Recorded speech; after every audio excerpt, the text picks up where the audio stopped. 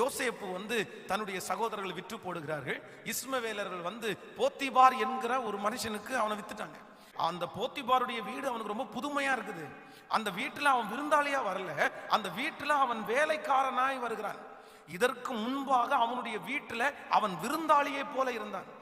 யாக்கோபுக்கு அத்தனை பிள்ளைகள் இருந்தாலும் இந்த யோசேப்பின் மேல அவர் ஒரு தனி கவனம் வச்சிருந்தாரு.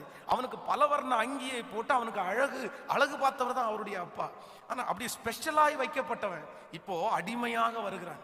நீங்க உங்களை பார்த்து கேட்கிறேன், உங்களுக்கு அப்படிப்பட்ட ஒரு சூழ்நிலை வந்துச்சுன்னு வைங்களேன், எப்படி அந்த இடத்துல எப்படி நீங்க இருப்பீங்க?